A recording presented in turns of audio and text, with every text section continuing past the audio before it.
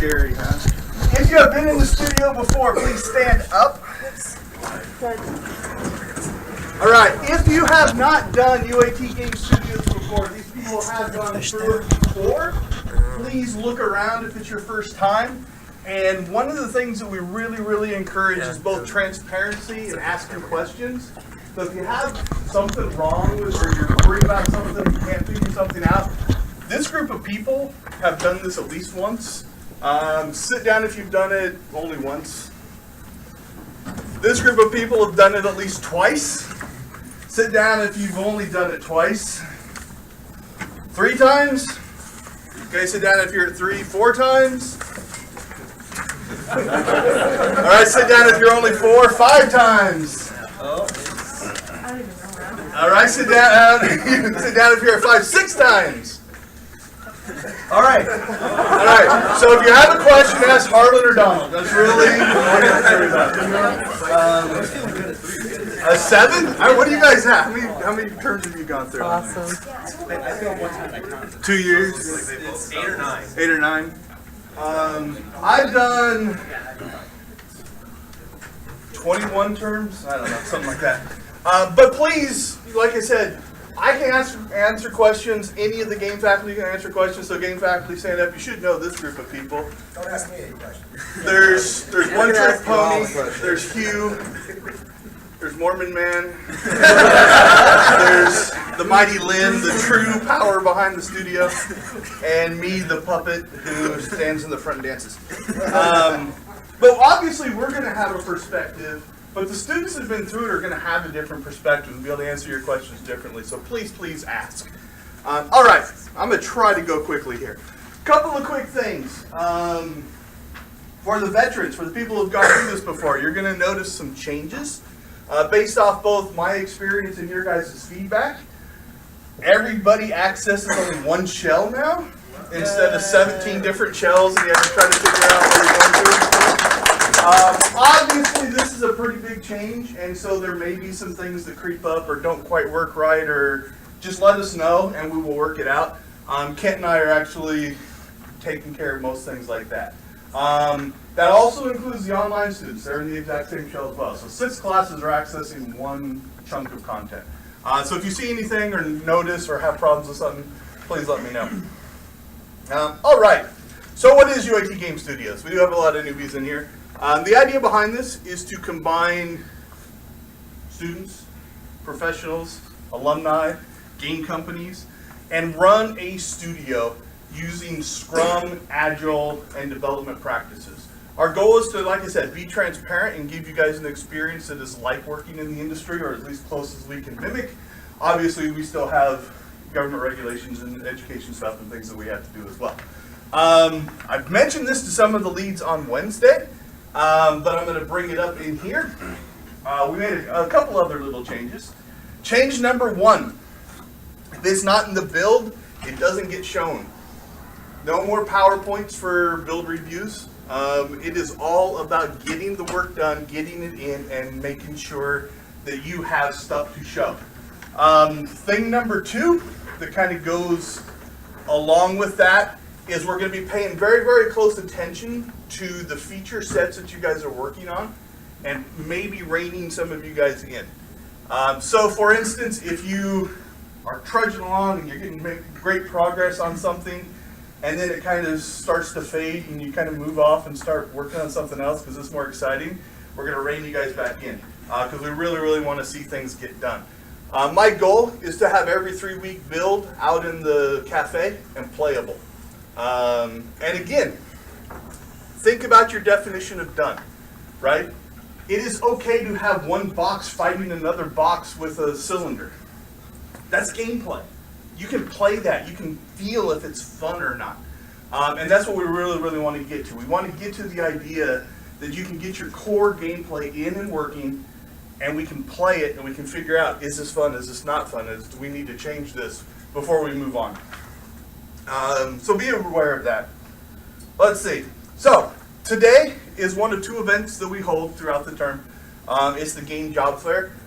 We've got some industry speakers that are going to speak a little bit, some alumni that are going to speak a little bit, and then we're going to get into the pitches. The main goal for today is to make sure that you get on a team and you're ready to go. Make sure you're checking the shell, both alumni or both veterans and newbies, to make sure that you are getting your stuff in for today. The second event that we do is the green light event, Slice Celebration. We've actually split those into 2 events, so that's like 3 events now. So we celebrate what you guys build at the end of the term, and then we also pitch. So most of you guys probably were here for the pitch last term, but be thinking about that as well. Something we may try new this term, if I get around to it in the next couple of weeks, is to start to also identify the types of games we want to see, and we'll give those games more points towards getting greenlit. That way we keep a variety. One of the criteria we used behind the scenes when we were choosing games this time was, is this different than the other games we're greenlighting? Right? So we have 7 games. If you look across our spectrum, there's 7 really different games. There's VR, there's mobile, there's action, there's all kinds of different things. So kind of keep that in mind. All right. Don't think we need that. Other things. So if you haven't had me as an instructor or interacted with me, you know that I am really into social media now. It was forced upon me. I wasn't a natural Twitter user, but it has become a big deal. So I highly encourage you to follow us on our social media channels. We tweet out, we put up videos, we put Facebook posts about not only what we're doing here in the studio, but what's going on in the industry.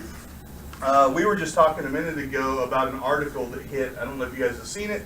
There's an author it was on medium.com or something like that, about death threats and horrible things people tweet at game developers. So I tweeted that article out and different things like that. So if you're not following us on Twitter, you should. It's at UAT Game Studios. If you're not following us on YouTube, you should. It's YouTube/UAT Game Studios. If you're not following us on Facebook, you should. It's facebook.com/UAT Game Studios. You may be picking up on a particular pattern. We're not that hard to find. Also, it's a great networking tool, right? If you start to get followers, like I have about 3,000 followers, and it's about 90%, 95% people who work in the game industry or are related to the game industry. It's a really good way to see what's going on. Which brings us to one of the other things that I really like about what we do here. We work like a studio. We're going to do industry-related things, but we're also transparent about what we do, not only internally but externally, right? We have the opportunity to teach, even based off of this like horrible article that was about people just saying horrible things to game developers. What is it that game development is? A lot of people who are working in the game industry are either told not to by their companies, or the companies obviously have secrets they want to protect, so they're not publicly putting out what they're doing behind the scenes. But we will, right? We stream our build reviews. We let people see what does it take to make a game, because I think a lot of this just hatred comes from people not understanding how much work this really is. Right? You get somebody, and I know you guys have heard this if you follow gaming at all, why don't they just insert feature here? That word "just" is dangerous because it makes the assumption it's like, oh yeah, let's just go in, I'll flip the add cover system switch and it'll be in and it'll not be a big deal. Right? That's not how game development works.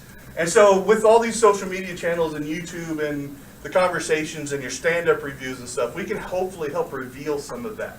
So think about that, when you're doing your stuff.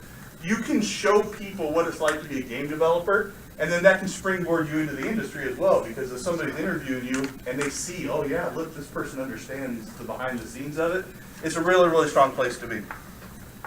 What I miss, Lynn? There's always something. Tyler Cook brought up a really good point. Being a long-term game developer with UAT Game Studios, she recognized that last semester we did not make a big push for game teams to actually do social media. So that's a point of emphasis this semester as well. Absolutely. I threatened to do it last term. I just never got to it. I've been digging into some of the YouTube settings. I think I can make people allowed to upload content to our channel as well. So I'm going to be working on that as well. Facebook covered. Yeah, I think I hit most of my stuff. All right, I'm going to get out of the way because we do want to get to the pitches, but before we do that, Matt, I think, is going to start to introduce some industry people and alumni, give their little thing. Oh, Lynn's got something else. I knew there'd be something else. You want to just breeze over the assignments that are actually due today for my development? I would, but I don't remember what they are.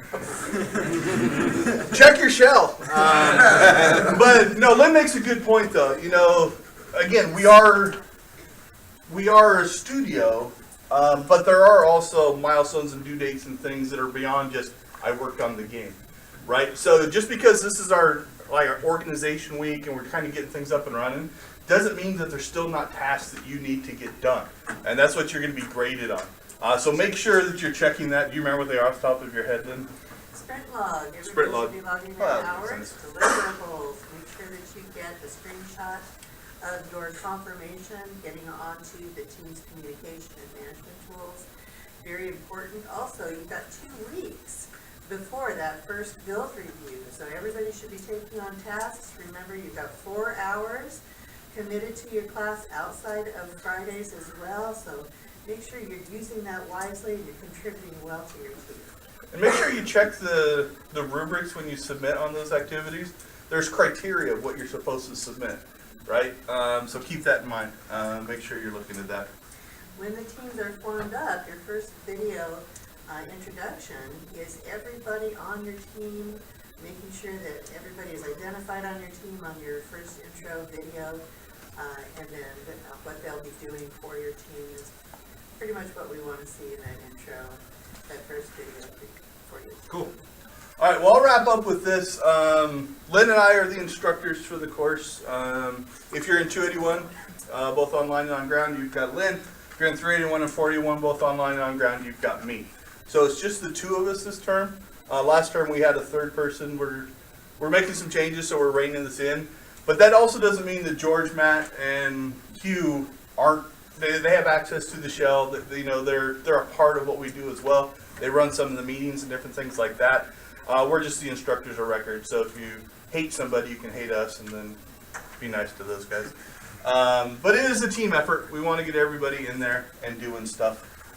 So again, if you run into anything, if you have any issues, please ask. Last thing that we brought up kind of in the impromptu leads meeting on Wednesday was you would be surprised if you are struggling with something, how quickly you can solve that problem if you just ask somebody, either a peer or one of us. I use a half an hour. Some people even use less than that. If you're sitting and can't figure something out for 10, 15, 20 minutes, a half an hour, you are not productive. You're probably learning something, but you're not the most productive in the world. Whereas if you go and ask Hugh like a Unity question, or Matt whatever Matt does question, Max, I'm assuming, text street, the engine stuff or anything like that. If you come and ask us, we might be able to answer and save you literally tens, if not more, hours. Right? You might fight something for 6, 7, 8 hours that Hugh could sit down with you in 15 minutes and show you how to do it, and you're good to go. We've put in that time. We've put in the 10 hours figuring it out. We've had those struggles, and if we can pass that on. But not only us, again, you saw the people that stood up. They've been where you guys are at as well. They've struggled. They've had their problems. They've learned from different people. Ask. I read a quote, and it was on Twitter. I can do a lot on Twitter. But basically it said, if you asked me a question, and it would have taken you 10 hours to do that, and I made it so it only took an hour, that's 9 hours worth of work that just got done. Now all of a sudden, more work gets done, more stuff gets put in the bill. And it's a hard thing. It's a hard thing to reach out and say, I don't know this, help me. That's not a natural human thing to do. But I am a true believer that what's good for the project is number one. And so sometimes you have to put that uncomfortability aside, right? Everything is about the project. It's about getting the project done. We want to have good teams. We want to have fun. But really, you need to look at the project. And so that leads us to my last point. Last point. I don't know how many last points I've made. The project and the build is what matters for the milestone. As we do Scrum, our goal is to link you up with tasks that you want to do. You know, it's a bottom-up management style. But that doesn't mean you can just ignore tasks that nobody wants to do, right? If it needs to get done for the build, you might have to bite the bullet and do it. You might have to do something that's outside your comfort zone, right? You're an artist and it's like, wow, somebody needs to sit down and draw this map out. Or you're a designer, but you have a little bit of programming knowledge and somebody needs to, you know, add these attributes or whatever. You might actually have to stretch yourself a little bit. But you should always be looking at the project and say, what can I do to make the project better? And work on that kind of stuff. When we get to the end of a sprint, if something doesn't get done and the excuse is, well, nobody wanted to do it, that's not good enough, right? We have to get the build done. So think about that as you're kind of dividing up tasks. Usually you can find plenty of stuff that you want to do. It's not that big of a deal. But sometimes things just have to get done. We all have things in our jobs that we don't necessarily like to do. Mine's grading. I don't like it. I just don't like doing it. But I do, eventually. Sweet. Hey, if you're in 381, 481, what's my response rate been so far this week? That's 22 minutes per assignment, man. I'm just grading stuff as it comes in. Been hammering it this week. All right, I am going to get out of the way so I can move on. All right, Matt, you're up. So I'm just going to open up the floor for the game faculty to make any announcements they need to make before we move on. Number one, Lynn, do you have anything else you want to add? 281 folks, just make sure that you know who your mentor is before you leave today. If you're not asking questions when you need to ask questions, if you're not making sure that you are failing, which is learning, in my opinion, just make sure that you have your mentor in place today. Please make sure everybody knows the hierarchy of your management structure. You've got design lead, you've got a programming lead, and you've got an art lead. Those are the people to look to first in order to get your questions answered quickly. Is that a hand up over there? No? Okay. Hugh, you got an announcement to make about Unity? Yeah, so we've got the new versions. Every term we update the versions of Unity and Unreal on the systems. If you're using Unreal, definitely feel free to look through and go into people's C drives, Steam games, delete any Steam games they've downloaded, replace it with the latest version of Unreal, because you may need to do that. Those are huge versions. They take up a lot of space. So if you're using Unreal and you're downloading new versions, don't go do it on every machine. Find machines that you like to use and do that so that you don't have to worry about keeping installing versions that you want, because you can install any version that you need through Unreal. For Unity, we have 5.5, which was up last time. 2017.1 and .3 this time on there. There aren't enough changes between .1 and .3 that you should worry about upgrading, so just upgrade to .3. So if you're using Unity and you're on the 2017 version, just go to 2017.3. I guarantee I'll stake my reputation on that. You're not going to have a problem upgrading. If you're going from 5.5 to 2017, again, make the jump all the way up to 3, but you might have problems. There might be things that need to be updated. So if you need help with that, come talk to me if you're making that big of a jump. But if you're at the 2017.1, move to .3 because it does have a bunch of bug fixes and then a bunch of new features added on top, including like all the VR, AR stuff. So that's mostly what was in there, which is why it shouldn't affect anyone in here unless you were already working on virtual reality and augmented reality stuff in there. But there are a lot of bug fixes, so upgrade to that latest version, get that done as quickly as you can. Come to me for help the instant something goes wrong in that process. You should not be wasting time fixing your version to match the latest version. You want to get to developing as fast as you can. So come to me, let me help fix your version. That's it. Does everybody know where the Steam Apps directory is? We should post that in the show just to make sure. If you do run into that, I had that happen. I think Dakota, one of your people last term, was trying to get a build to work, and the build was failing, and it was because it was out of hard drive space. And I went to the Steam directory and deleted gigabytes and gigabytes of games that had been downloaded, which we don't have a problem with. I'm not saying it's a bad thing. I'm just saying it's a good way to reclaim space because you can just go in there. Was it Steam Apps, Common, whatever the directory is, and just highlight, delete. If they want to play, they can download them again. George, you got anything you want to add? Just mostly for George, if you guys have any questions in regards to development tools, Max, I'm your guy. Photoshop, Illustrator, I'm your guy. I'm also running Photoshop this term in terms of teaching it. I will have an assignment where you're pretty much tasked to create a logo and a business card of some sort. So for you guys that need logos for your game title or for your business in general, you can sit in that lecture. You can pull me out at some point, and I'll be happy to assist you with anything like that. So. Okay. Is Tristan or Adam in the house? All right. All right, well, let's move on to our industry veteran spotlight. The Reign and Rebellion stakeholders, Daryl and Doug. You guys want to come up and act like you know stuff? She gets me every single time. I'll come up because Daryl's not the talker. I'm the one. Good luck. So my name's Doug Doyne. I was started at Electronic Arts in '96. First game I ever tested was Soviet Strike on the PlayStation 1.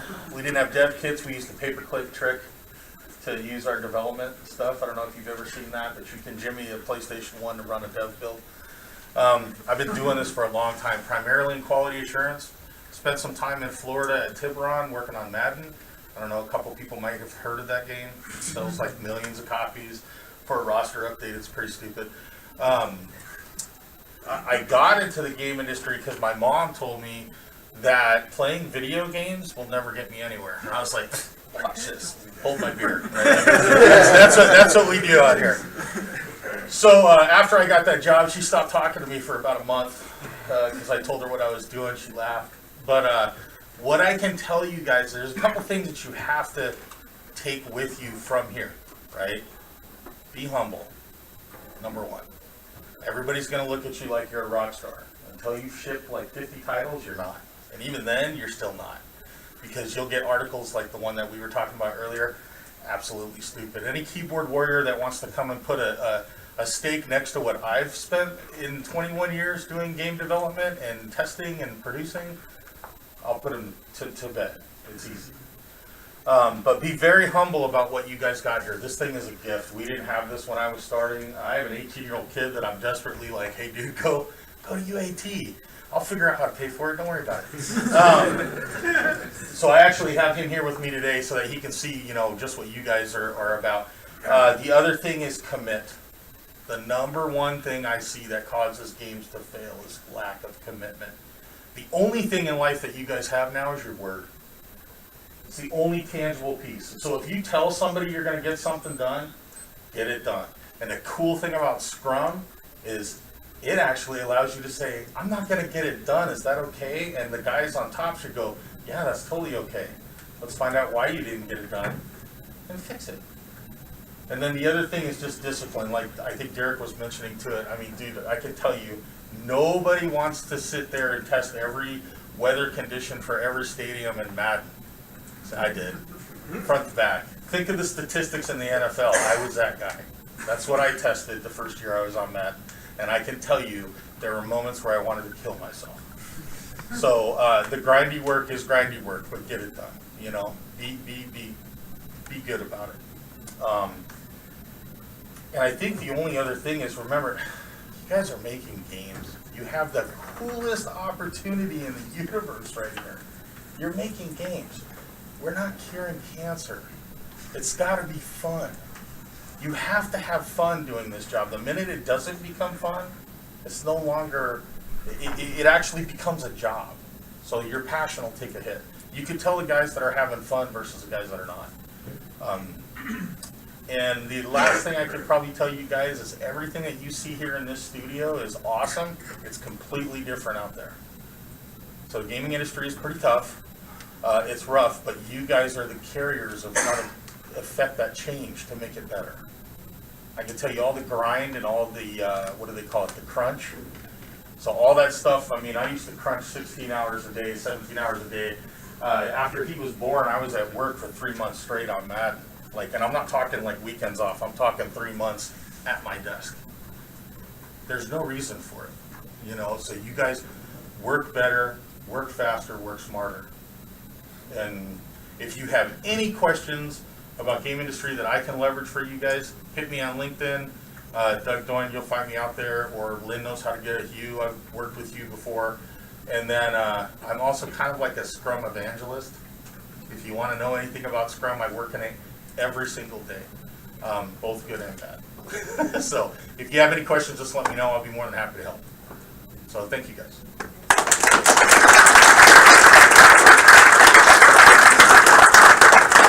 Thank you, Doug. Appreciate that words of advice for you guys. If you guys are not following that, you're kind of dumb. So make sure you follow these words of advice, because this is why we also as teachers are here, is to help you do those things. Adam, right here, he's going to talk actually real quick before we move on to the presentations about upcoming industry events. Right, so there are quite a few coming up this semester. We have the Global Game Jam is coming up in a couple weeks.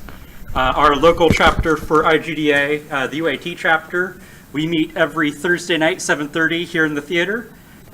This coming meeting, we're going to be talking about how to do a game jam if you've never done one before. The next one is going to be about going to GDC, which is also this semester in March. Right now, there is a volunteer program that you can apply to. It's open for the next 5 days. It is the IGDA Volunteers Program. If you get accepted to it, they will give you an expo pass. It's 10 hours of work. So that's like a $200 pass to get into GDC for 10 hours of your time. You have to cover your own travel and food and all the other expenses, but it's definitely worth it if you can get into that program. Those are the main things that are coming up this semester.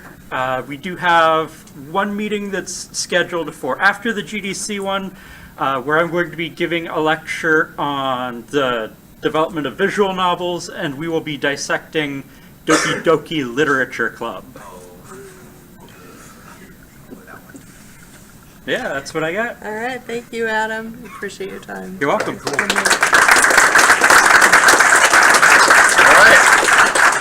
So now it's time to do the presentations. You guys have 5 minutes maximum. Now remember, these presentations are being given to help recruit people. So if you have not chosen a team yet, you sign up. We also are going to have potentially some presentations by teams that are not in production studio. However, the teams in production studio obviously get the priority. So if you're a production studio student, you have to sign up for one of those teams. However, if you're just somebody coming in, I don't know how many people are in one class or the other, you're welcome to sign up to the rogue teams or whatever, or just get their information out. But we'll start with the actual teams that are in production studio. Once again, you'll get 5 minutes to present. I will time you. The first team is going to be Reign and Rebellion. So we also need to get that screen showing. So while they're setting up, in the fall, our last game jam was conservatively about 50% freshmen. So it's not just the thing where veterans get together, right? No matter what your experience level, go to the game jam. You'll Make learn sure a your lot. You'll learn camera is more on 40 you hours than you learn and that on you the stay TV. behind the podium when you're speaking. Great.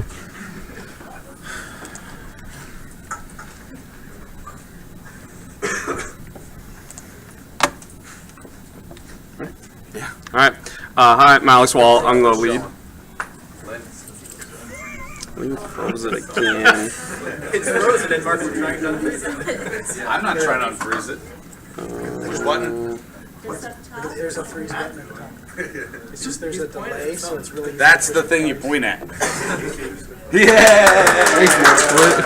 This is why he's the lead. There you go. Hi, I'm Alex Wall. I'm the lead for Reign and Rebellion. This is Doug, the stakeholder, one of the stakeholders, and then Daryl over there is another stakeholder. So basically where we have started from the beginning, which was 3 semesters ago, Doug and Daryl came in with pretty much just a GDD and basically just an idea, and he gave it to us and says work with it pretty much. They wanted our input and basically where we wanted to go with it. And we are a third-person fighter game, fantasy. So, yeah. Our current state of the game is we're 100% student created. We have no dev kits. We have basically all of our own assets and all of our own work. We're mostly functional. This semester we're going to be focusing on trying to get everything polished out and basically ready for a set prototype. And yeah, that's pretty much it for where we are right now. Next steps, making it fun basically. We need to do balancing gameplay. adding and enhancing the art assets that we have, optimizing our code, optimizing our assets. We have placeholder UI right now. We need UI artists. And then we just want to do marketing work because we got to get the name out there and people know what we are. And then who do we need? We need a concept artist for sure. We need UI artists and designers, sound engineers, VFX artists, and basically anybody who really just wants to work on the game, come speak to us. We are accepting internships through Oberskunst LLC. Okay, so now that you guys have heard all that, who knows how to do UI? Yeah! Okay, so what I will tell you though, user experience, if you don't know it as an artist, learn it because it is the #1 thing. It doesn't matter how cool your game is if somebody can't get to it. Okay, we spent hours and hours and hours on Madden. You can get into a Madden football game in 3 buttons. I can tell you chairs were thrown over that conversation. So learn user experience and UI. If you want to cut your teeth on it, this would be a good opportunity. I have some guys in the industry that I work in that are going to actually tap into that and be a mentor towards that. So if that helps anyone, no? Okay. Concept artists, visual effects, any of that kind of stuff. We're real close to getting this to the point to where me and Daryl feel like it's something we could put on a Kickstarter and build from there. So this will be the last semester that we probably deal with this one. The interns, I'll let those guys talk to you outside. If you have any interest in being an intern, they can tell you what it's like. It's different. So they do stand-ups every day. So because we're remote, I need to know everything going on. So it's just a little bit different. But hopefully you guys will come talk to us and say, hey, I love UI. Just kidding. Okay. I tried. Well, I want to reiterate what he just said. Like, take that into it. It's like, I have people in the industry that do this for a living that will teach you. That's a huge opportunity, right? Like I said, you'll learn more doing that in this 15 minutes than taking 4 or 5 classes in it. You know, because you're doing it, you're working on it. So, you know, those are the kind of opportunities you want to look for. And now you've met 3 or 4 people in the game industry that can help you get a job down the road, right? You know, so look for those opportunities. You know, maybe you're not sure if you want to do UI or not. That's a great way to find out. You might hate it at the end and not ever do it. That's fine, but you've got a skill and you've made a great contact. And you know, Just commit. I'm thinking about getting an internship. If you go for it, go for it. And to add on to that, the guys we worked with at Cheyenne that did user interface, UI, and visual effects, 2 of the things they're looking for. So Roland Hafner on visual effects and Fonzie on UI. They literally, I still talk to them, they don't have to look for work. Work comes to them. People are like, hey, we need a UI guy, come work for us. And They not to get take over recruited your time, away. I know my right? time. I paused it. That Job? guy Roland in particular, and I'm glad you brought him up. We were gonna fire that dude because we couldn't find anything for him to do. And one day he started playing with the visual effects in Unreal, and we walked by his desk and we were like, oh my God.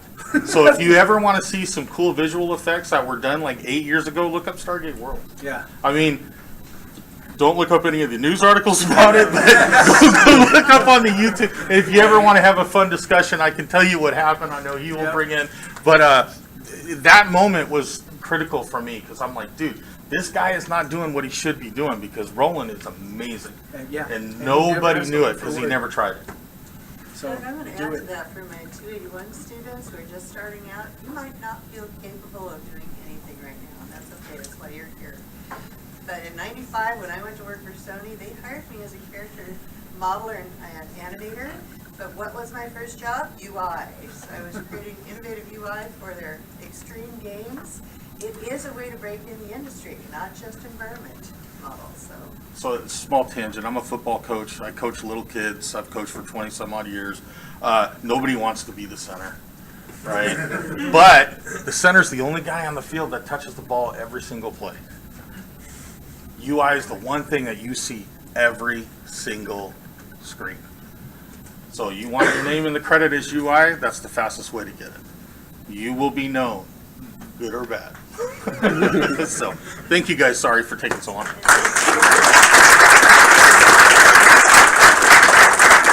right, the next team, communication meltdown. Austin already knows he's just Indeed. in the game. I'm ready. You all can't go to Rain and Rebellion to be a UI artist. Where are you? That is not me. Aha!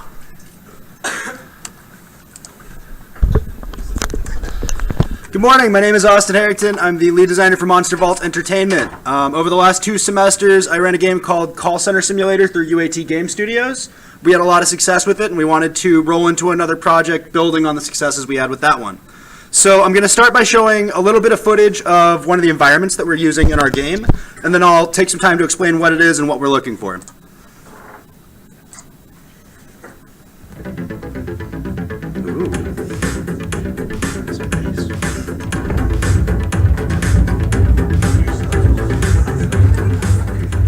Love these subs.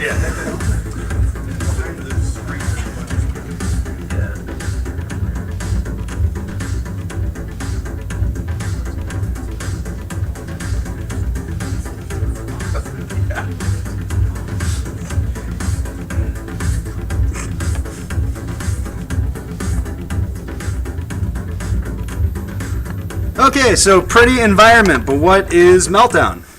Meltdown is a virtual reality game. It's a 4-player co-op puzzler. I'll get into the specifics of that in a moment, but voice chat is a major feature, and one of the things that we're really trying to do with this game is to make it endlessly replayable, and so we've got a pretty cool system for that. In terms of the gameplay, it is a 4-player game. It's a little bit like Keep Talking and No One Explodes, if you guys know that game. So in this one, there is a boss and 3 employees.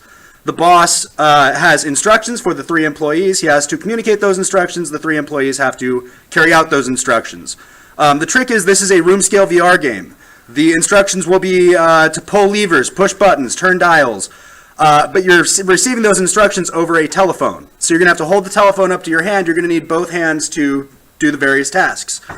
This creates a really chaotic, kind of fast-paced, frantic environment where you're really kind of held accountable by your boss in terms of understanding what you need to accomplish and being able to accomplish that quickly. For this semester, we're looking at doing between 2 and 5 levels. We're going to play that out once we see how big the team is.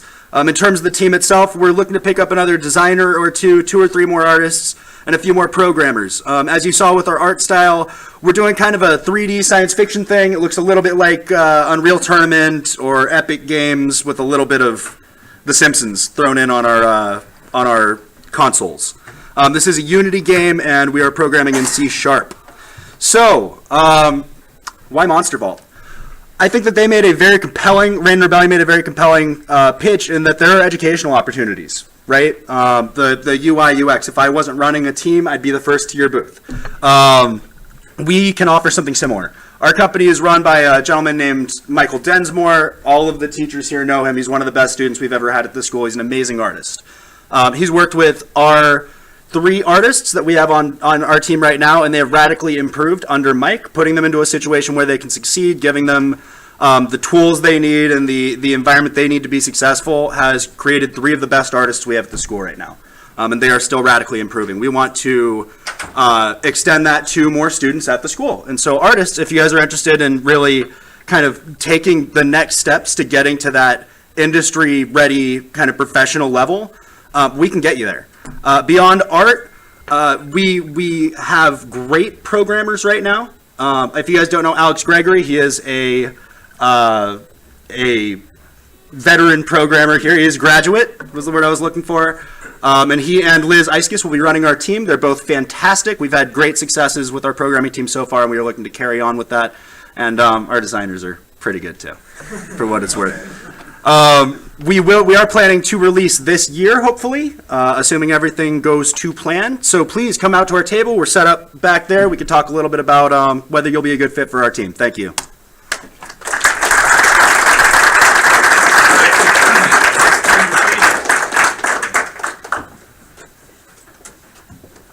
And the younger version of Derek Clark.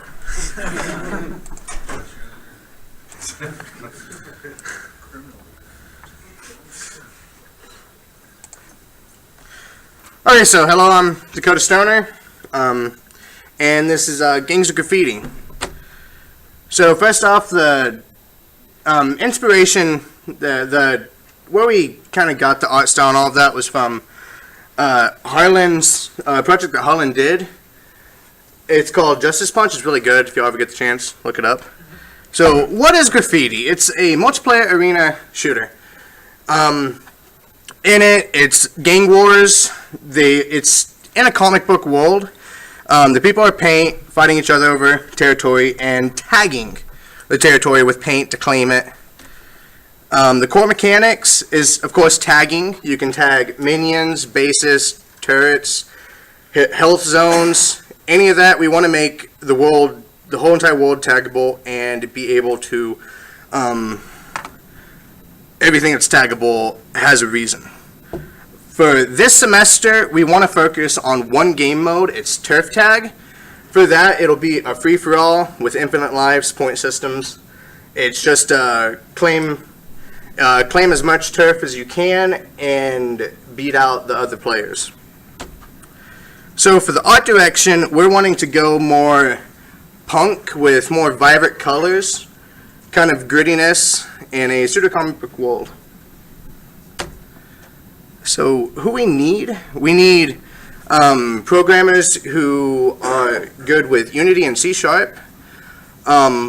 multiplayer programmers, if anybody knows HTTP requests, character artists, stylized, animated, 3D models, level designers, who are good at making maps, paper mapping, and everything else.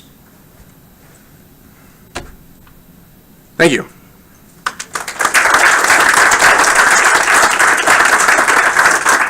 Trident is next. Now, I think Austin signed me out, but maybe not. Oh, okay. Humanity is under attack, beset by gargantuan monsters from parts unknown. Our last line of defense, giant robots piloted by brave warriors, the only thing standing between humanity and extinction. This is not Pacific Rim, or Lost Planet, or Power Rangers, but obviously people love stories about giant robots, giant monsters, and they go nuts if you have the two of them fighting. So, this is Trident. Trident is a turn-based strategy game, pitting players controlling giant tridents, trying to defend the remnants of humanity. But the foes in Trident are especially deadly. They are all controlled by an additional player, whose entire goal is to wipe out all of the human players. In addition to being a board game you can play physically with your friends, Trident will also be a mobile game that you can take on the road and play wherever. So, where is Trident coming from? So, Justin Crow is a hobbyist board game maker. He's been up in Canada doing this for about 20 years, and I got the opportunity to play his Pacific Rim fan game. We had 4 players controlling the Jaegers, he was controlling the Kaiju, and it was an amazing experience. Usually when you have group strategy, you have too many cooks in the kitchen and you can't get anything done, but that was not the experience with the Pacific Rim game because of the simplicity of its rules. And there was a lot of individual strategy. We controlled the Jaegers directly in turn-based combat when they were fighting the Kaiju, and because every battle was important to the entire war effort, it was always engaging, even if I didn't have a Jaeger in the fight. So how do you play Pacific Rim? So first you build the Jaegers, you randomly generate stats, you purchase equipment, you go through, you sign to the Shadow Dome, and then you defend against the Kaiju, which are all randomly generated as you're playing, so you never know what's coming through the breach. You fight them, if you win, you get some experience, and then you're going to build new Jaegers, reset the war clock to see if there's a new threat increase, to see if the war's going to get even harder for you, research new technology, and do everything that you need to put yourself in the best position to win. Then, after threat rating 5, you can assault the breach. You strap a nuke to a Jaeger, and if you can get past the Kaiju defenders, and your scientists know what to do to send that nuke through the breach, you win the game. And it's a living game.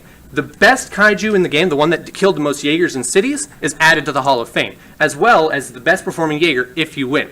So next time you play, you might see those heroes from your previous games showing up. So what do we want to do with Trident? Well, with the first semester, I want to focus on the physical game. I want to rebalance the rule set so there's more of a 50-50 win rate for the Jaeger and Kaiju players, new flavor and descriptions because we're not going to get the license from Legendary, as well as working on layout. Presentation is a key portion of design, so I want the Trident player handout, Leviathan player handout, and the general rules to be easily read, as well as the character cards for both of those. We need to work on the play pieces. This is actual physical real-world prototyping. We need the system map, the terrain tiles so that you can build your battle, as well as the tokens for all of the different characters. On the digital side, I want to start working on the tools that are going to be the most important for us. First, a dice roller. Between haptic and audio feedback, if we can make something that feels as good as rolling actual dice, we'll be on a major step to making Trident successful in digital. I also want to work on the customization system, because if you're going to do it digital, let's make you actually be able to see your pieces. So that's 2 models, rigged and textured, with a bunch of different customization pieces so we can start testing that system. So what do I need for that? Well, for the physical game, I need a couple of artists. I absolutely need concept artists and illustrators to build the art that's going to be in the handouts. A graphic artist would help, so that way it actually looks professionally well done. For designers, we need gameplay designers to rework the systems and to test it constantly, as well as some narrative designers to help with the flavor text and the rebranding of the game. On the digital side, some artists doing character, environment, and UI art to start getting what looks like a proper game in there working, in addition to the tools we will be building, as well as a UX designer to help figure out how do we translate that to a digital space. For programmers, a tools programmer to help start building those tools that are a major barrier to the mobile entry, as well as some systems programmers so we can actually possibly get the game systems in and running. The goals for Trident are simple: a playable physical prototype, and I mean one that we can send to a manufacturer to start getting units made. The initial digital tools for the mobile game, and to start building an audience by taking the game to conventions and gaming stores and actually getting it in the hands of people this semester. Thank you for listening. I hope we get to work together on Trident. Thank you.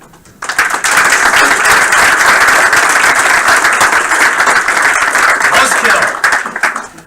Buzzkill is next.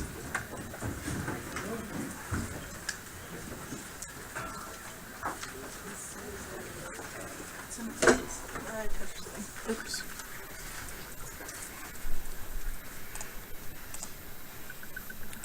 It's in its own window down here. What? Sorry. There. you go. Right Go, at go, the edge. go back. Present. All right, welcome. We'd like to introduce you to our game project, Buzzkill. We're going to start off by introducing ourselves. My name is Lindsay Boggs. I'm one of the co-lead designers on the team. My name is Caitlin Kohler. I'm the team leader. Tyler King, one of the added team members who committed. Naomi Law, one of the added members. Okay, so what we're looking for is going to be programmers, artists, and sound and audio designers. If there's anything that you can do that you feel that you can be effective on this project, please let us know. We'll be out at the tables after the event. Our pitch for you is we are an endless runner simulation game with an invisible enemy chaser. We're a 2D side scroller with a left directional flow. We have a profile camera view, and our movement is simple: swipe up, swipe down. Our disclaimer is the following presentation is made on the premises that the theme surrounds being a dog in an airport. Theme remains open. The mechanics are what we are truly aiming for. So the game, what makes it different is the left directional flow, so it's unusual from its normal left to right. It's based on ammo characters, it's an airport setting, and the main character is an antagonist. And our gaming platforms will be the iOS App Store and the Android, and the game engine we'll be using is Unity. The art styles is 2D and cartoony. Our main characters was done by different artists, while our enemy art was done by myself. Okay, so what makes Buzzkill different from other endless runners? We're going to have attacks in our game, so you're going to be able to attack the people of the airport. We're also going to incorporate DLC that players can purchase with in-game currency, as well as it's going to allow us to make a little bit of extra money on the side, as well as they use USD. And then we're also going to be implementing a multitude of enemies, which you don't see in other endless runners. So the game universe is set in John F. Kennedy Airport in 2017 on any other peaceful day, but you enter the scene as Ego, this egotistical bee, and you're going to be wreaking havoc and causing chaos everywhere that you go. You're going to be singing random people in the airport, anyone that you come upon, pilots, passersby. You're also going to be pursued by a security dog named Atlas. It is your goal to sting as many people as you can for your score, collect their pocket change, and do not be eaten by the security dog. One of our game modes is our campaign mode, which has 3 main quests. Good Morning Sunshine, where you get to meet Ego and you learn about his Napoleon complex. A Little Rain Never Hurt Anyone, where Ego proves his speed and gains a friend. And the last quest, You Poke the Bear. Ego and his friend meet Atlas. It doesn't end well. We have other game modes such as Endless Runner, where it's a life and death situation between Ego and Atlas. And we have unlockable modes, which is Hellhound, where Atlas gets fire breath, kills Bee with a fire. And Bulldog, where he spits spit projectiles and slows the bee's speed. Our user interface to start off is our start menu, our shop, our options, and our leaderboards. It also includes our coin bank, pause menu, score counter, directive sting, and regular stings. Okay, so there's also going to be power-ups in this game where you're going to be able to obtain a projectile sting, get stability and speed upgrades, double your coins, and also get a head start. However, the dog also has an upgrade that he can encounter, which gives him a speed boost. Buzzkill is a free-to-play game, but it makes its profits through microtransactions available for purchase as pocket change, power-ups, soundtracks. Our character aesthetics, such as the bee, are free. The dog aesthetics, such as the beagle and schnauzer, are available with pocket change. Our chihuahua breed and mode are available with USD purchases, and our theme aesthetics are free. So features we have into consideration, there's multiplayer mode where you can play as either Atlas or the dog. There's a Chihuahua mode where the dog gets 10 times the speed. There's an attack mode where, well, extra attacks for the bee where you can get a drill, electricity, or plastic swords. Continue on. Currently we have Atlas on the full screen, but we're planning on making him partially on the screen. That way you can better see the enemies. You'll also be able to remove Atlas for a limited time by tricking him onto a moving walkway. And again, our theme is subject to change. We're willing to talk it out. And what is already done, we got our GD documentation, our campaign mode overview, our concept art, and our enemy art done. All right, so we look forward to working with you. We'll be outside at the table. Please come let us know if you'd like to be part of our team. You can also follow us on Twitter, Instagram, and Facebook. Yes. So, thank you.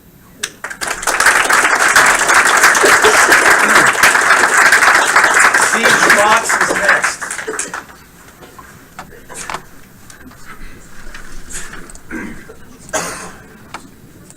So is anyone else nervous? Is it just me? Okay, so this is SiegeBots. SiegeBots is basically it's a game where you can build robots and write the AI for them using a state machine and kind of just have them fight each other. There's a old video demo. Let me just skip to the good parts. So yeah, there's these different parts, you can attach them to the robot, and based on what parts you attach to the bot, you get different actions that you can assign to the state machine. So like the sensor module can scan for objects, things like that. You go through, you build the state machine, and then you can place your bots in the world, and they'll use the state machine to kind of fight each other.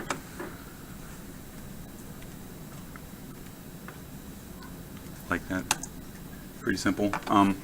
So the core mechanic is to create your own AI. You can overcome different challenges by assembling your own bots. And the assembly of the bots and AI is supposed to be like a puzzle with exciting results. All the parts work together in interesting ways, and every bot part is unique in appearance and or functionality. So the art style guide kind of going forward is low poly with realistic, gritty-ish textures, kind of futuristic. Goals for the semester was 15 additional bot pieces, fully modeled, textured, functional. 1 scenario or level for the players to kind of just test their units that they make. A more efficient saving and loading system for the bots, which is already underway, so that's not as big a goal as it used to be. And kind of a showcase of the communications of parts, like how they interact with each other. The current team is me, I'm the lead and programmer. Christopher Godina, he's not here, but he is a designer on the project, and Roger's our producer. If you don't know Roger by now, he's over there. The team we need is artists, definitely 3 to 4. If you're experienced with low poly 3D textures, UI, definitely. Seems everyone needs UI. Designers, systems and gameplay designers, maybe a level designer, and programmers for a lot of things. Benefits of the project, we're SIP approved, so if you need a SIP, you can use this as your SIP. You get to work with alumni, and I think it's a pretty good portfolio piece. Thanks. We'll be outside after this.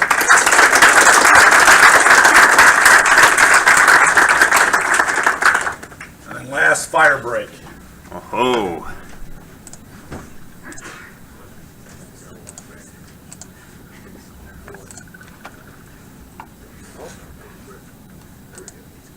All right, hello everyone. So, I am Infirminic, and I'm here presenting Fire Breaks, a isometric sci-fi game in which you control or work with up to 3 other people, trying to get through a series of levels, fighting epic bosses, and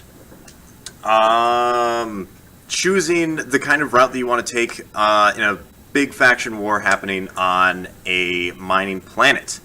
So we draw inspiration for our epic boss fights and our multiplayer from the Dark Souls games, the aesthetics and design from Shadowrun, the interaction between your squad mates and other NPCs in the world from Mass Effect, and the overall feel in terms of gameplay from XCOM without the turn-based quality, always in the moment action.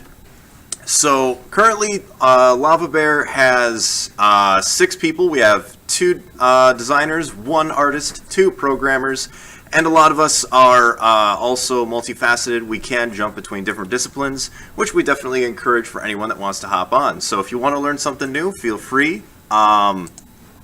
As for a little short demo to show what we kind of have, it's a nice little top-down perspective in which you can explore various facilities, planet surface, urban environments, things like that.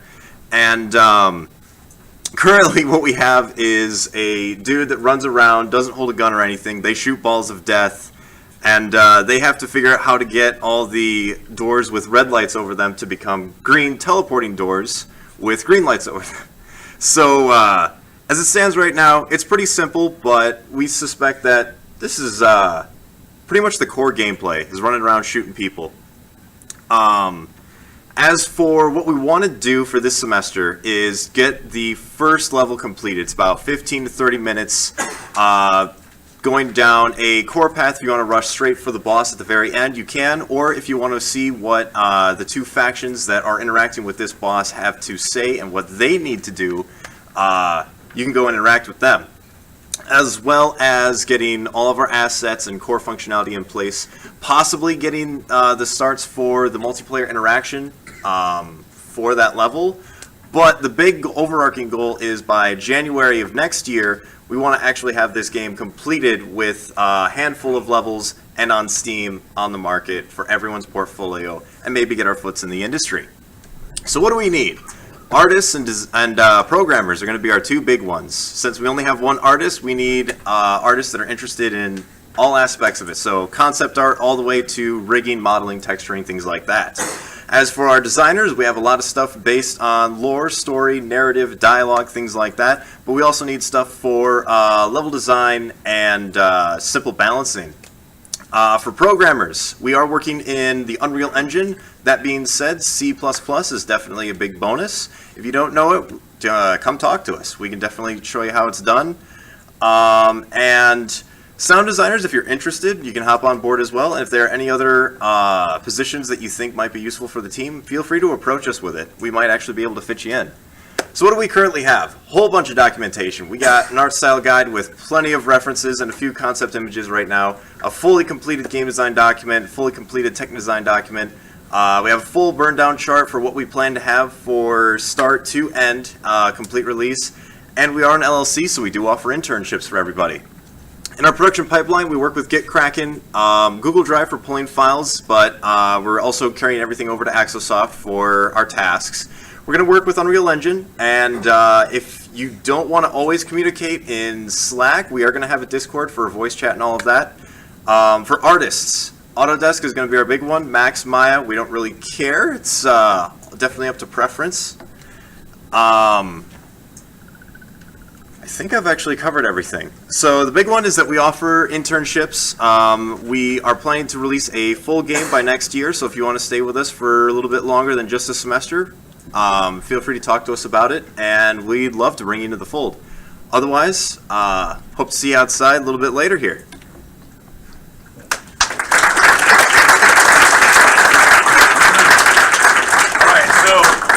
Includes all of the teams that are actually in production studio. However, it looks like Derek wants to say something. So, Always want to say something. Yeah. However, we are going to allow for any team that wants to pitch, that needs people. Also, they can do that today. Remember, though, if you are in production studio class, you do have to sign for the aforementioned teams. But if you're not in production studio, you can sign up for any of these upcoming teams. So know if So, you had yeah, any- before we do the other pitches, so if you are in the studio, like Matt said, we need you to sign up for these. A couple of things I want you to think about when you're doing that. We have the capacity for about 7 to 9 people per team, and that's what we will run. So, it's in your best interest to find teams that have needs. If you go out to the table and you find a team that has 30 people signed up for it and you sign up as person number 31, there's no guarantee, right? We will balance the teams. It's going to happen. The leads today will have a meeting and we will play kind of like trading baseball cards. I'll give you an artist for a programmer, you know. Because that's and again, we try to mimic the reality of production. When you go to work for a game company, they might just tell you, no, we need you to work on this team. We need to move you over here. This team's falling behind. Those kind of things happen. We will do our best to match you with the teams that you want. I know a lot of the teams are already pre-set up some of that kind of stuff as well, and that's fine. But the reality is I have 7 games I need to produce, and I can't have half the class working on one and then sprinkle all the other people through. So be thinking about that. Also be thinking about, okay, I really like this one, but I also like these games, because we try to use that information as well, right? If you have said, I have this as my secondary, or I like these 3, we will do our best to match you up with the team that you want to be on, because it's easier to be passionate doing stuff you want to do. But the reality is we do have to make sure things work. We purposely picked 7-ish projects this time to force the teams to be a little bit smaller than they were last term. They got a little bit crazy last term because we were only running 4 projects. But I think we are right at about high 60, 70 students total across everything. So, like I said, that kind of 7 to 9 to 10. Once you take the leads out of that number, that's about where we're going to be per team. So think about that. Also, as you're signing up, pay attention to who is signed up. If you are the 17th artist to sign up for that team, it's not going to work either, right? So, if there's 6 people signed up and you're like, cool, I'll be the 7th, and they're all artists and you're an artist, we're going to have to break that up as well and to make sure everybody gets capacity. If you have any questions about any of that kind of stuff, kind of come and talk to us. Like I said, we do our best to make sure that you're on the team you want to be on. Make absolutely clear, because we've had problems with this in the past. How many teams are they supposed to sign up for when we go outside? One. However, if you're really hot on a project, you better get there quickly. So, And you can go and talk to the You can talk to the other leads. Yeah. second and third choices, but don't sign up, because otherwise we will be here until 7 o'clock at the leads meeting. They're like, oh, I've got this person on mine, and then you've got that person, you got that person, and you'll save us a lot of headache. There's also a discussion, I don't know if everybody's seen it, but if you go to the shell, there is a discussion that was due, I think it's today or earlier this week. But it's listed in module 1 under job fair something or another, but it is there, and it does ask you to kind of go through and list your preferences. It is graded, just saying. Yeah, it is a graded discussion, so that will help us out too, as we can look over that and see when we get in there what your first, second, maybe even third choices are. So if you do have to kind of get moved around, we can see what that second choice is in that discussion, so we can help to kind of place you guys where you want to be a little bit better. That's right. Don't mess this up. I know that by checking this morning, there are quite a few of you who haven't done that yet. So make sure you jump in there, you state your preferences as quickly as possible. Don't mess this up, because I have a raid tonight, and if I miss that because you guys didn't sign up correctly, my guild will be very upset. So 1 physical, then go in that shell, list your other choices.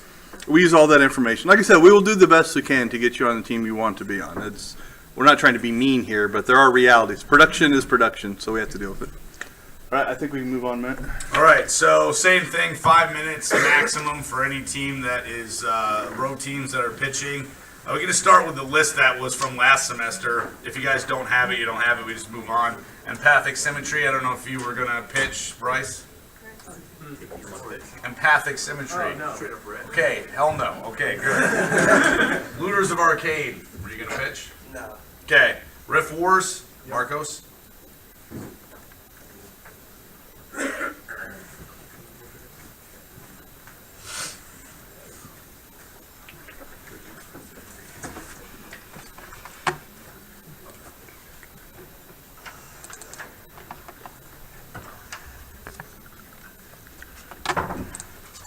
Hello, my name is Marcos Escobar, and today I'm pitching Rift Wars to any and all people who are outside of the game studio class.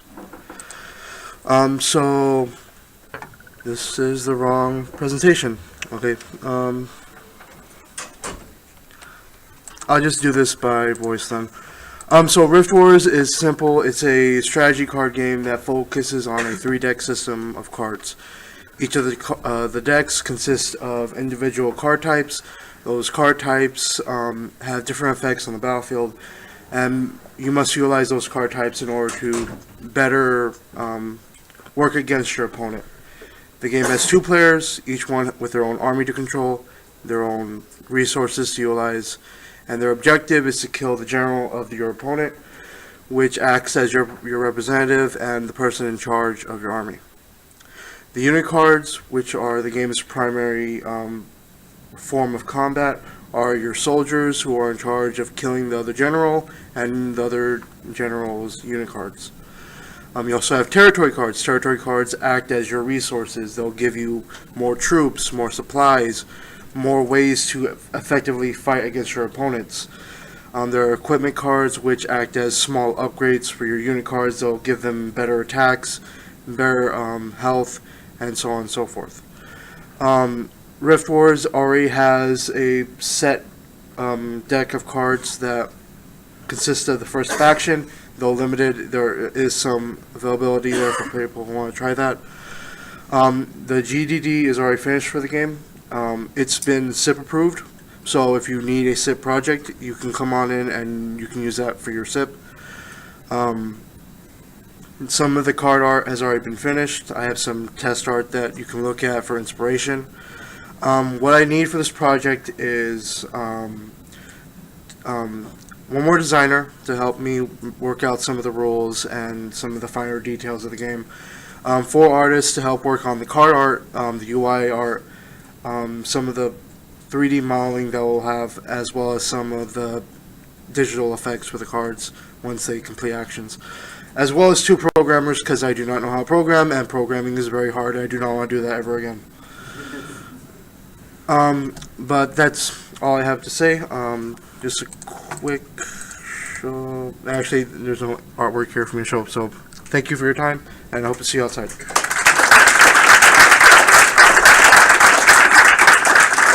Tyler, you get a pitch? Sure, why not? Well, sure, why not? Battleground Legacy. Yeah. There you go. That's a conviction.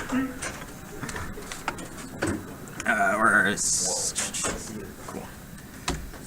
Alright, so my name is Tyler Osborne. Many of you know me as Ozzy, and my game is Battleground Legacy. It is a trading card game. So show of hands, who's played a trading card game? Magic the Gathering, Pokemon, Yu-Gi-Oh, different things. And then how many of you have ever felt you got cheated out of out of a game because you didn't go first? You rolled a low number, you failed the coin toss, rock, paper, scissors. Well, Battleground Legacy fixes that. So how we do that is we allow both players to go first at the same time, allowing them to set up their fields without having to worry about what the other person is doing. And then at the end of the turn, they compare who has less resources on the field, and then whoever does then goes first. By doing this, you have a strategic chance to either set up your board and not have to worry about your opponent just getting a free field and winning the game based upon that, or you can strategize and give yourself less resources and know that you're going to have the actual first turn when you go into interactions. So this allows you to actually create strategy rather than, oh, I lost because of a dice roll. So what I have so far is I have created a catalog of at least 150 unique cards culminating in 10 plus decks. We have created physical prototypes to actually play test and get a lot of this done. Currently we have some just placeholder art, but thanks to the Greenlight pitch last semester, the last semester, I did get a artist, and this is a SIP-approved project, and that artist is now doing it as their SIP. Currently, I'm looking for 1 to 2 more artists, 2D and concept arts, and even system designers to test out more of the cards, so that way we can have a larger library to prototype and test more cards. And if anyone's has any experience in Tabletop Simulator, that would be appreciative because we're going to try and get that in there. For the art style, it's more of a stylized 2D concept art, so it's nothing super realistic like Magic the Gathering, but still very high quality nonetheless. And then, yeah, that is all. Thank you.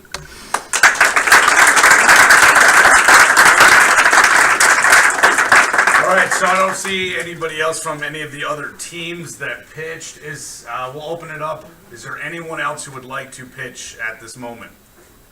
If not, we have one left. It is an online online representative, not online student. They're not here, but we'll show off their video.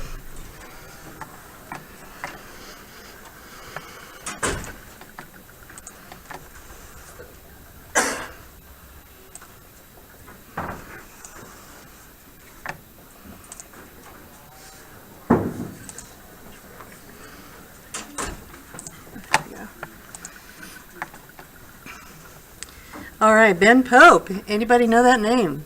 Yes. Yes. All right. So he is one of our long-term UAT grads, game developers. He does have his own company, game development company called Live in the Game. He is growing 2 teams, and those teams are Rye Revelries and Model Weapons Expert. If you're interested in joining one of these teams, please come see me. I'll have a sign-up sheet out here in the lobby as well. Let's take a look at his video presentations.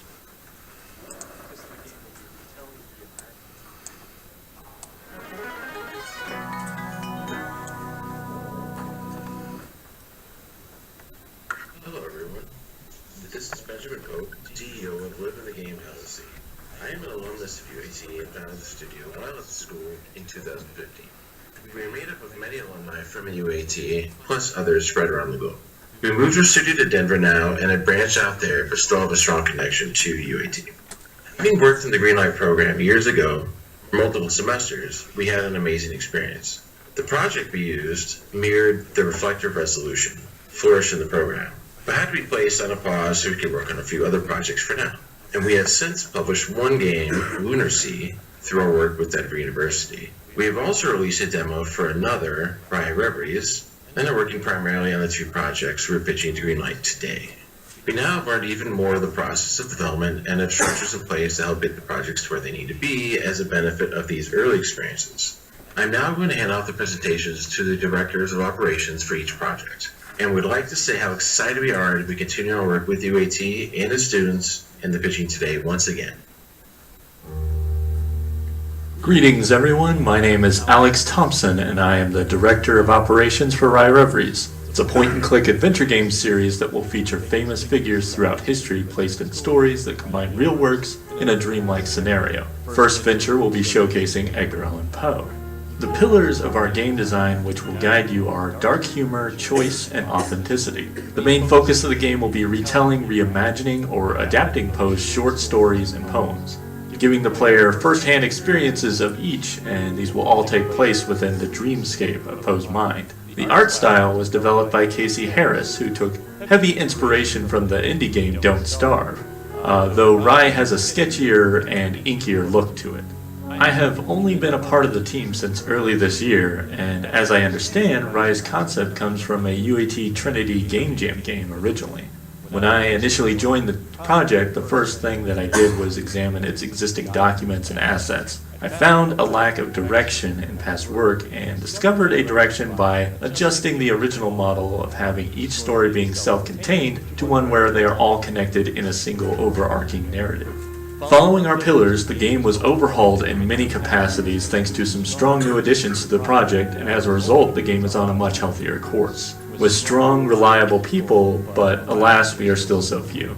However, none of us are able to devote as many hours as we'd like, and we seek the help of you all to accelerate, diversify, and enhance the quality of the game. Primarily what we are looking for are writers, designers, animators, and artists. As a writer, you will be focused on writing the dialogue and supplemental events within the overall narrative. This will involve synthesizing your own humor and insight into existing characters and ones that you create to fulfill narrative purposes. As a designer, your primary work will be creating and polishing puzzles, both with inventory objects and isolated screen puzzles. If you have a ton of crazy ideas and love puzzles, then I encourage you to share your talent to create a whole new age of enjoyment or frustration for players. As an animator, you'll be working with a 2D rigging or bone system, such as Sprite 2D, the Duic After Effects extension, or Spine, which I have used for the animations thus far. While many indie games need only a handful of animations, Point and Click provide an additional challenge in their numerous custom situations that will provide a great deal of practice with all kinds of actions. Lastly, we are still seeking artists, specifically to help illustrate scenes for isolated puzzles, inventory and on-screen items, or possibly additional effects to be overlaid on scenes. What's most important to us is that you're able to match the art style of the game. Working on any game can be very time-consuming and stressful, but Live in the Game provides a linear approach to schedules, which I am very grateful for. You'll be given work on a weekly basis, but it should not impede with your own studies and passion projects. As the director for Rye Reveries, I wish for everyone on the team to succeed, but also to keep a healthy life balance, which is something all too often ignored by us game devs. I have estimated that the game will take about 2 years to complete. No, 2 years. Who has time for that, right? The main proponent of this estimate is that I am the sole designer, writer, animator, and project lead currently. If we can get all the right people we need, the game would likely be done just in time for Halloween next year. I won't abandon you on your tasks, but I also won't dictate what you do. All that I ask is for you to follow the pillars of dark humor, choice, and authenticity. Thank you for your time, and I look forward to working with you. Hello everyone, my name is Carl Rocco and I am an alumnus of UAT as well as producer for Live in the Game LLC. Model Weapons Expert is a game that follows the story of a post-war veteran, Riley Morris, who players control, who is now a custom weapons expert. They walk through simulated first-person gameplay to assemble selections of weapons for customers and test them at a firing range while under simulated high-stress environments from visual and auditorial cues related to their past experiences with their overbearing drill sergeant Michael Trent and experience in the military. The game will feature indoor and outdoor gun ranges that mirror similar locations in the real world, in addition to featuring a variety of weapon packs. Having begun development in 2015, the game has had made some major advancements in recent months that include the completion of various assets from the indoor and outdoor environments. The development team consists of UAT alumni, which is unique, but as we look to further development in order to release the demo, hiring additional staff is crucial in order to meet the 2-semester window, so we look forward to filling those spots. The demo's release will be within 3 to 6 months depending on how quickly we can fill those holes in our development staff. Model Weapons Expert's demo will see a release on the PC platform with an eventual port over to virtual reality. Thanks everyone for your time watching our project pages. Check out our locations on social media and more, and feel free to reach out to us with any questions you might have. All right, Live in the Game. Give them a hand.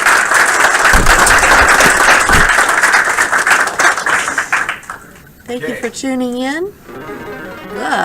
All right.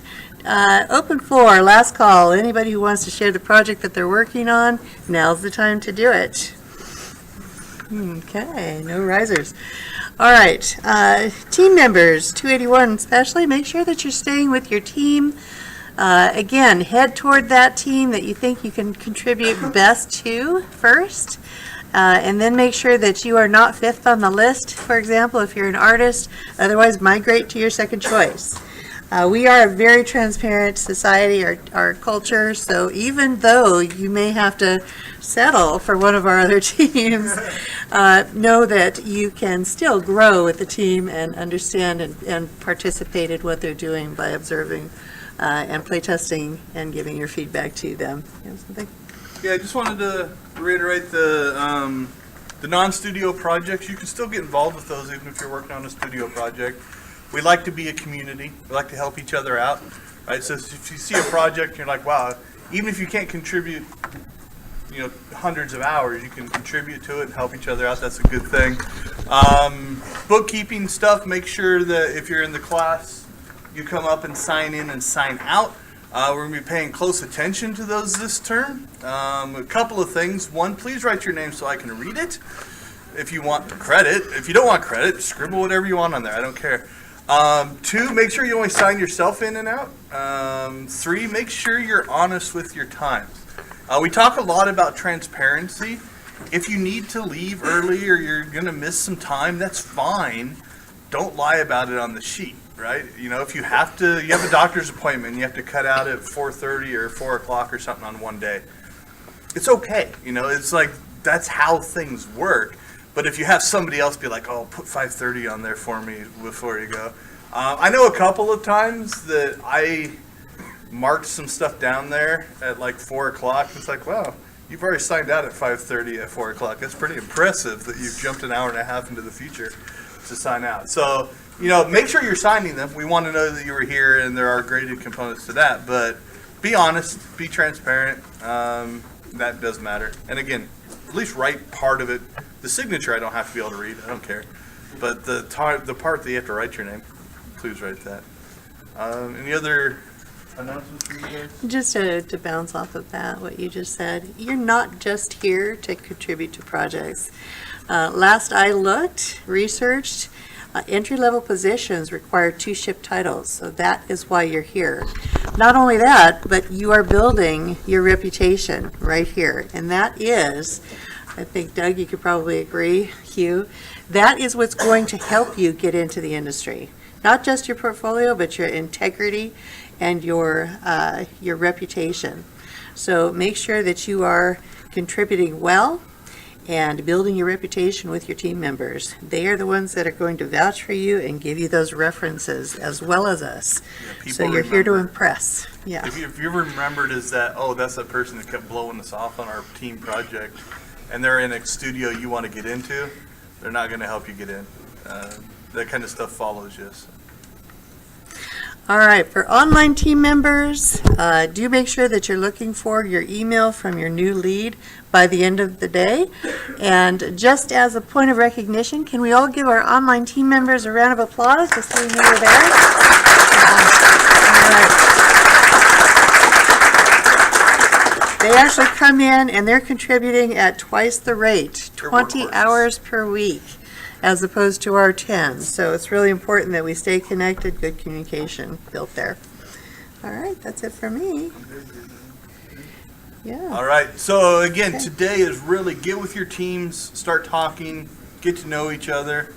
Like I said, 90% of the time you get on the team that you chose. It's not like a horrible percentage, but there are some adjustments we make down the road. Do not sign and then dash and go home. Yeah. Right. Yeah, so that's a good with your point. teams. If you are new, I forget we do have a lot of new people. We do. So the course is designed so that we meet at 10:30 in the morning. You'll notice on your schedule, your class is also scheduled from 4:30 to 5:30 at night. The expectation is you're here in the middle between those working with your team, right? So that's how it's designed. If you have conflicts, again, let us know. One-offs can happen. But make sure that you are doing that. Lynn's pointing at something. Team leads, you've got the goods.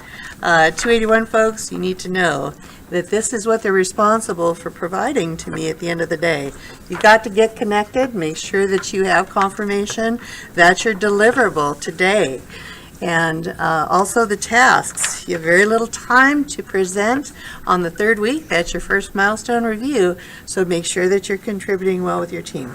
I've been itching to cancel a project. Ask anybody. Actually, I threatened a couple teams ago. A couple teams got close. And like I said, we try to mimic the environment that the real world works in here, right? So if your first milestone, I might not cancel it on the first milestone, but let's say you don't have a build available for week 3. We're going to watch really, really close. And if we don't see progress, I have no problem shutting a project down and moving the people to other projects. I haven't had to do it yet, so congratulations. I don't want to do it. It's not something I'm looking forward to.